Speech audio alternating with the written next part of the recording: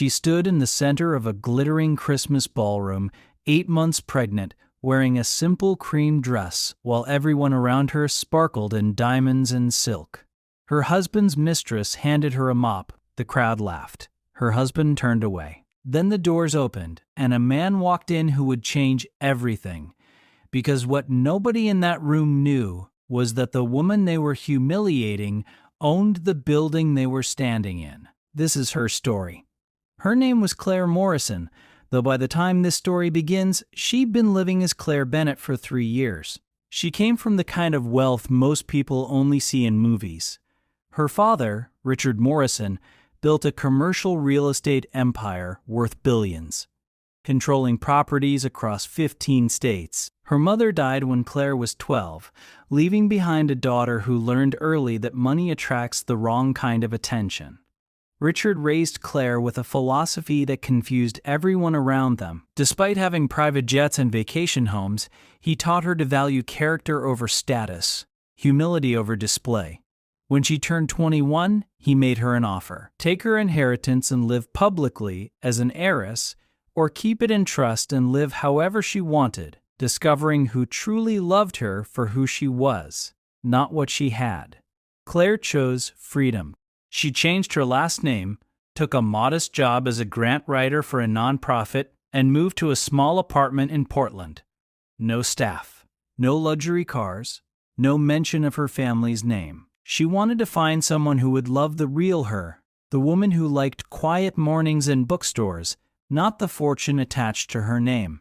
She met Daniel Bennett at a charity fundraiser where she was volunteering. He was a mid-level executive at a marketing firm, confident and charming, with an easy smile that made her feel seen. He didn't know who she really was. To him, she was just Clare Morrison, a kind woman with a generous heart and simple tastes. They dated for a year. He took her to affordable restaurants, weekend hikes, movie nights at home. She loved it, loved him, loved the normal life she'd built. When he proposed in a small park at sunset with a modest ring he'd saved months to buy, she cried tears of joy. They married in a simple ceremony with 50 guests. No media, no society pages, just 2 people who she believed truly loved each other. Her father attended quietly, posing as a family friend, playing along with her choice. He whispered to her at the reception, a warning wrapped in love. A man's character shows itself when he thinks he has power over you. Watch closely, sweetheart. She dismissed it. Daniel was good. Daniel was different. For the first year of marriage, she believed she'd made the right choice. Then she got pregnant, and slowly everything began to change. It started small. Daniel began working late more often, coming home smelling like unfamiliar perfume. He grew distant, irritable, snapping at her over little things. The warmth in his eyes faded, replaced by something that looked like resentment. Claire told herself it was stress, the pressure of impending fatherhood, the weight of providing for a growing family. But deep down, she knew better. She found the first real evidence on a Tuesday evening in their 6th month of pregnancy. His phone buzzed on the kitchen counter while he was in the shower. A text from someone named Vanessa. Can't wait to see you tonight. Wear that cologne I love. Claire's hands trembled as she opened his messages. Months of conversations. Photos.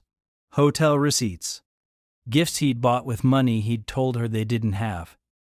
Her heart shattered. But she didn't confront him. Not yet.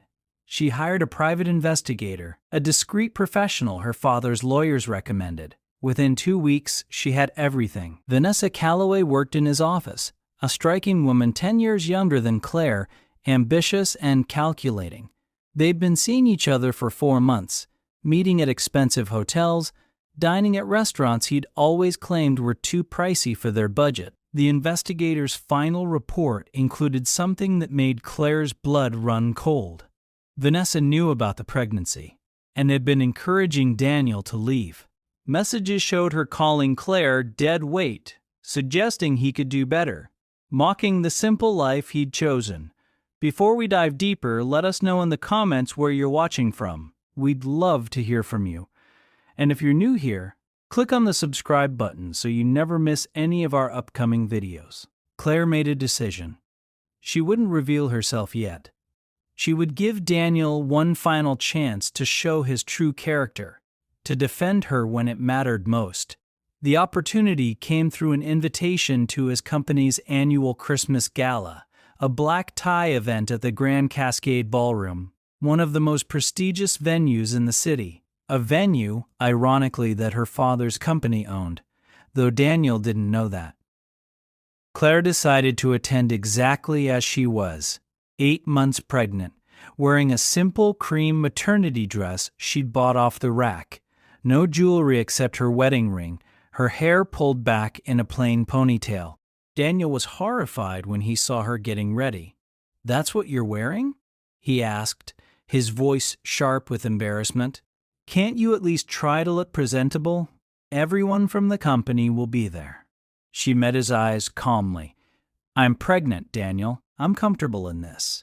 He shook his head, grabbed his keys, and told her they'd take separate cars. He didn't want to arrive together. That should have been her first sign to turn back, but Claire needed to see this through. She needed to know for certain. The ballroom was magnificent that evening, draped in white and gold, a massive Christmas tree glittering in the corner, champagne flowing freely among executives and their glamorous partners. Claire arrived alone and immediately felt the stares. Women in designer gowns looked her up and down with thinly veiled contempt. Men whispered to each other behind champagne glasses. She found Daniel standing with a group of colleagues, and beside him, stunning in a fitted red dress that cost more than 3 months of their rent, was Vanessa. Daniel's face went pale when he saw Claire approaching. Vanessa's expression shifted from surprise to something cruel and calculated. "Daniel," Claire said softly, touching his arm, "I've been looking for you." He pulled away slightly, a gesture so subtle that only she noticed, but it cut deep. Vanessa smiled, a predator sensing weakness. "Oh, you must be Claire," she said, her voice dripping with false sweetness. "Daniel's told me so much about you. How wonderful that you could make it despite your condition." The word condition hung in the air like an insult. Other colleagues began to gather, sensing drama. Claire tried to maintain her composure, but Vanessa wasn't finished. "I have to say, I admire you for coming. If I were that pregnant, I'd probably stay home where it's more comfortable. But then again, I suppose some people need to keep an eye on their investments." The group laughed nervously. Daniel said nothing. Claire's heart pounded, but she kept her voice steady. "I came to support my husband." Vanessa exchanged a glance with Daniel, something passing between them that made Claire's stomach turn. "How sweet. Daniel, didn't you mention Claire used to do charity work? Maybe she can help serve drinks tonight. I heard they're short-staffed." More laughter, louder this time. Then Vanessa did something that would seal her fate. She walked to a nearby service closet, pulled out a mop and broom, and brought them to Claire with an exaggerated gesture of offering. "Here you go. Might as well make yourself useful since you're already dressed for it." The ballroom erupted in shocked laughter. Executives pointed. Partners whispered behind their hands. Camera phones came out. And Daniel, the man Claire had married, the father of her unborn child, the person she'd trusted with her heart, did the unthinkable. He laughed. Not a nervous chuckle, but a genuine, cruel laugh that joined the chorus around them. Claire stood there, holding a mop she hadn't asked for, surrounded by mockery, and something inside her shifted. Not broke, but transformed. She'd been humiliated, betrayed, disrespected in the worst possible way. But she didn't cry. She didn't scream. She simply smiled, a small, knowing smile that confused the people watching. Then the ballroom doors opened. The laughter died instantly. Richard Morrison walked in flanked by building security, the property manager, and 2 police officers. He was 72 years old, silver-haired and impeccably dressed, carrying himself with the quiet authority of someone who'd built empires. Every executive in that room recognized him. His company owned the building. His reputation commanded respect across the entire industry. But what they didn't know, what nobody except Clare knew, was why he was there. Richard's eyes scanned the room until they found his daughter, standing alone, visibly pregnant, holding a mop while her husband stood 20 feet away, pretending not to know her. His expression didn't change, but something dangerous flickered in his eyes. He walked directly to Clare, ignoring every other person in that ballroom, and gently took the mop from her hands. "Who gave this to my daughter?" he asked, his voice quiet but carrying across the sudden silence. The word daughter hit the room like a bomb. Heads whipped around. Vanessa went pale. Daniel's face drained of all color. Richard continued, his hand resting protectively on Clare's shoulder. "Who thought it was appropriate to humiliate a pregnant woman at a company event? Better yet, who thought it was acceptable to humiliate my child?" The property manager stepped forward with a tablet, pulling up security footage from the evening. Richard had been monitoring the situation from his office upstairs, alerted by security when they'd noticed Clare's arrival and the subsequent treatment she'd received. He'd watched everything unfold on camera. Now, he addressed the room with cold precision. "This building, this company's lease, everything you're standing on right now belongs to Morrison Properties. And the woman you just laughed at, the woman someone handed a mop to, like she was hired help, is Clare Morrison Bennett, my daughter and the sole heir to everything I've built." You could have heard a pin drop. Richard turned to the company's CEO, who'd been standing frozen near the bar. "Your company's lease comes up for renewal in 60 days. We'll be discussing whether that happens." Then he looked at Daniel, and his voice dropped to something even more cutting. "And you're her husband?" Daniel couldn't speak, his mouth opening and closing uselessly. Richard nodded slowly. "Clare told me she wanted to marry someone who loved her, not her money. She changed her name, hid her background, lived simply to find real love. And you laughed when someone mocked her. You stood there and laughed at your pregnant wife." He turned to Vanessa. "You're Vanessa Calloway, correct? The one who's been having an affair with this man for the past 4 months?" Vanessa's confidence shattered. How did you—" "Private investigators are thorough," Richard said simply. "Especially when they're protecting my daughter. Security, please escort Ms. Calloway out. Her employment here is terminated, effective immediately." 2 security guards approached. Vanessa looked at Daniel desperately, but he was staring at Clare with dawning horror, finally understanding what he'd done, what he'd lost. Richard wasn't finished. He addressed the entire room, his voice carrying the weight of decades in business. "Let this be a lesson about character and respect. My daughter chose humility when she could have chosen extravagance. She chose love when she could have chosen status. And the people in this room repaid that by treating her like she was worthless." He pulled out his phone and made a call, speaking loud enough for everyone to hear. "Yes, I need you to review all contracts associated with Bennett, Daniel, employee at Morrison and Associates Marketing. Any company credit cards, expense accounts, or financial instruments in his name should be frozen pending investigation of fraudulent use. Hotel and restaurant expenses exceeding his declared household budget need explaining." Daniel's face went from pale to gray. Clare knew what her father had found. All those expensive dinners, hotel rooms, gifts that Daniel had charged to company accounts while claiming poverty at home. It was fraud, and everyone in that room knew it. "Clare," Richard said gently, turning to his daughter, "you don't have to stay here another moment." But Clare stepped forward, and for the first time that evening, she spoke with the full authority of who she truly was. "Actually, Dad, I have something to say." She looked at Daniel, and her voice was steady, clear, and absolutely final. "You didn't lose me because you cheated, though that was unforgivable. You didn't lose me because you lied, though that destroyed my trust. You lost me because when someone tried to break me in public, you laughed. You, the person who promised to protect me, to honor me, to stand beside me through everything, you laughed. That's who you really are. And now everyone in this room knows it too. 6 months later, Claire gave birth to a healthy baby girl she named Grace, a name that meant everything to her after what she'd survived. She moved back to her father's estate, not because she needed the money, but because she needed family, real family, while she healed and adjusted to motherhood. Daniel had tried to apologize repeatedly, sending flowers, letters, showing up at her father's property gates, until security turned him away. His career imploded after the investigation revealed extensive financial misconduct. Vanessa disappeared from the city entirely after finding herself unemployable in the industry.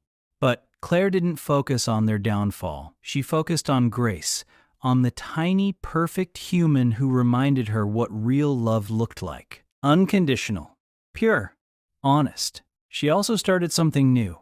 Using a portion of her trust fund, she established the Grace Foundation, a nonprofit dedicated to helping women escape emotionally and financially abusive relationships, providing them with legal support, financial counseling, and emergency housing. The first woman she helped was someone who'd reached out after seeing news coverage of the ballroom incident. Her story was different, but the core was the same.